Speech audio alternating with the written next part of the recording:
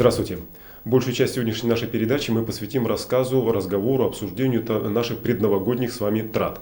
По данным одного международного исследования, доля новогодних в общих тратах россиян значительно выше, чем в любой другой стране мира. Что нас толкает на это и на что мы больше всего тратим деньги в эти дни? Об этом сразу после рассказа о наиболее значимых событиях дня. Здравствуйте.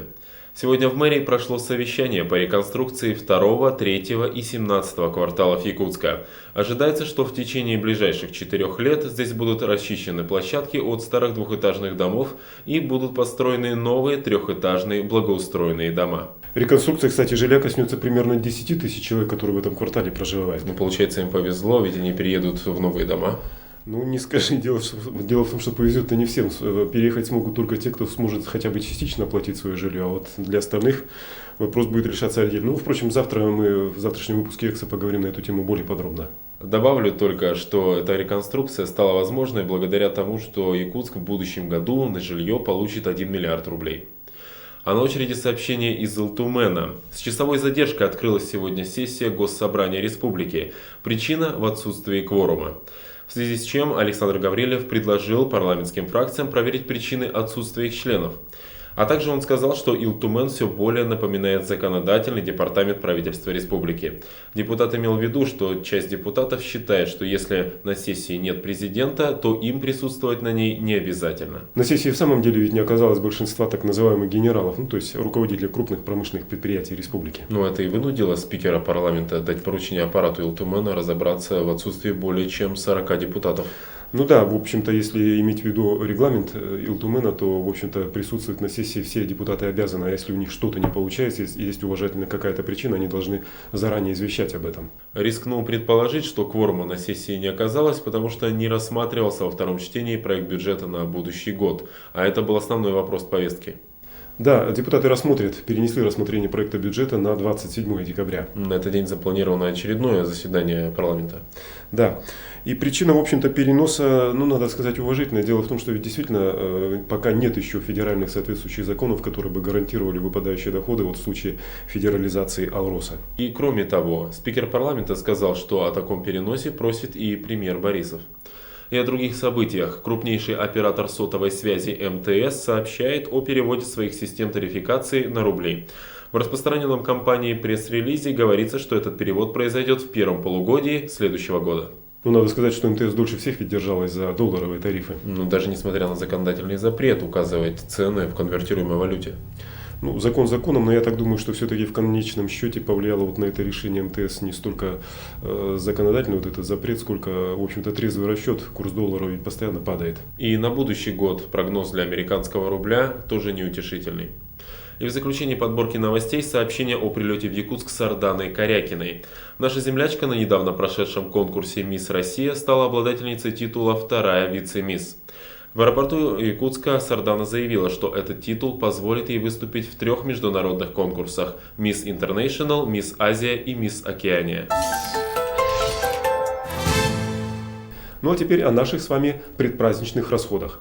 Согласно международному исследованию под очень красивым названием «Предпраздничное настроение 2006», россияне, оказывается, тратят 13% своего годового дохода именно в эти дни. Больше всех в мире. Исследование это проводится уже в течение ряда лет в таких странах, как Бельгия, Германия, Франция, Греция, Турция, Ирландия, Италия, Португалия, Великобритания, Китай, Ирак, Испания, Нидерланды и Кипр. Россия в этом списке оказывается впервые, тем более интересные результаты, к которым пришли исследователи.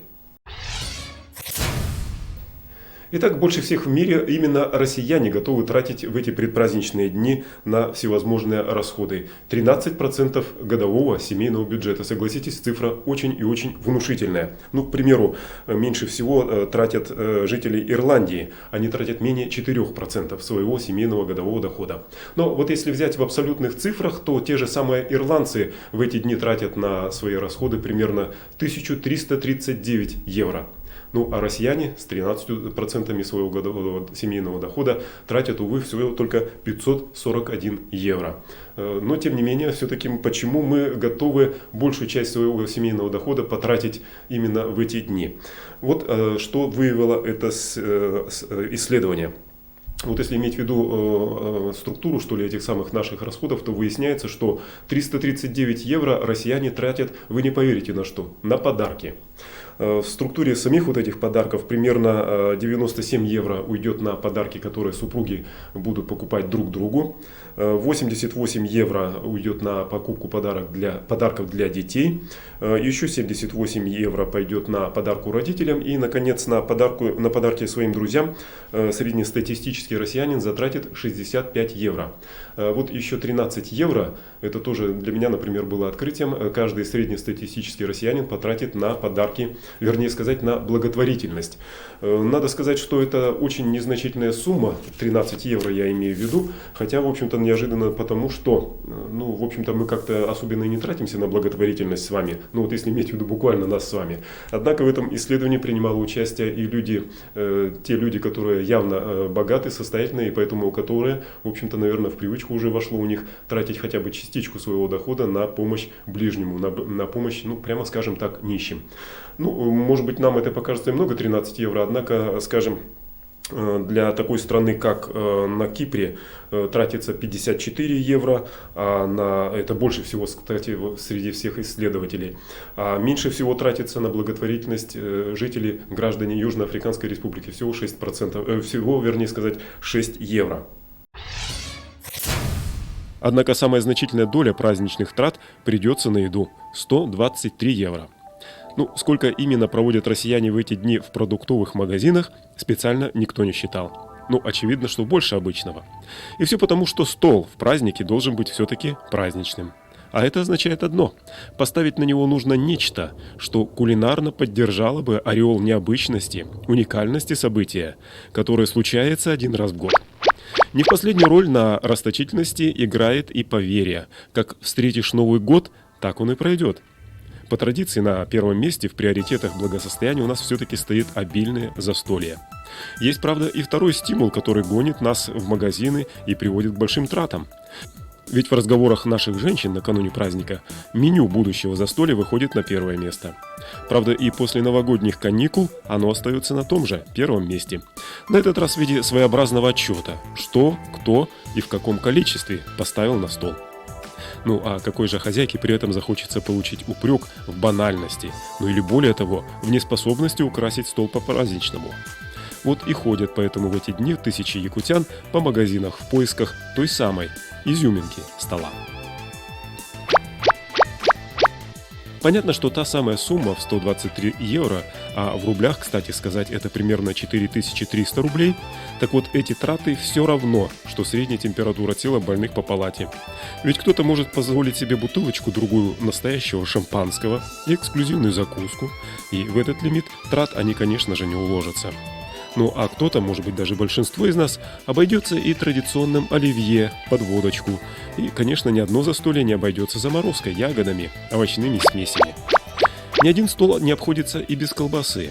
У одной хозяйки, правда, фантазии хватит только на ее нарезку, а у других колбаса станет всего лишь частью сложного салата. Сегодня этот продукт доступен всем абсолютно. И все потому, что само это слово «колбаса» теперь объединяет и сырокопченые деликатесы в сотни рублей за килограмм стоимостью, и вполне демократичную варенку за сотню рублей за килограмм. В этой же категории уни – макароны. Сегодня их тоже буквально сметают с прилавков магазинов. Они желанный гость и на столе пенсионера, и успешного предпринимателя. Правда, в первом случае они останутся в своем амплуа рожек, спиралей или ракушек. А во втором случае они спрячутся под замысловатыми пастами, заливками, а их основа, конечно же, это растительное масло. Оно и готовые майонезы тоже хиты предновогодних продаж. Макароны, кстати сказать, очень пригодятся и во все остальные дни новогодних каникул. Хозяйки уже обессилены будут кухонным марафоном, а главы семейств и дети по-прежнему хотят есть. Так что макароны как раз кстати. Быстро, вкусно и сытно они скрасят одиночество любого члена семьи на кухне. Но в любом случае все пути приведут нас в магазины. И в заключение не могу, вы знаете, вот удержаться, чтобы не назвать еще пару занятных довольно цифр. Я вот уже говорил о том, что мы готовы потратить на подарки 339 евро в предновогодние вот эти дни. Это примерно, если пересчитать по курсу, 12 тысяч рублей.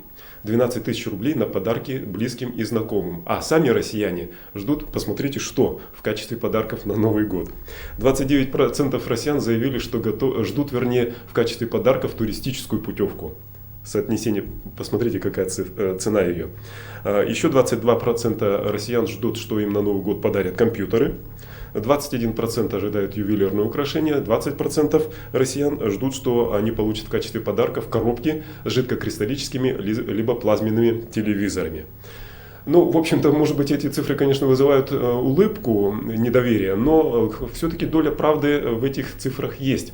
Дело в том, что многие россияне заявили, что за истекший год, вот за 2006 год, они стали получать доходов на 59% больше. Хотя, конечно, это довольно существенный рост, но все-таки он, наверное, не оправдывает вот этих надежд относительно этих подарков. Ну, впрочем, мы, наверное, в последние дни сможем уходящего года все-таки еще раз взвесить свои финансовые возможности и, может быть, соответствовать все-таки вот тем ожиданиям, которые высказывали в разговорах с социологами россияне. Ну а завтра мы продолжим разговор о наших с вами расходах, на этот раз на жилье. А на сегодня все. До свидания.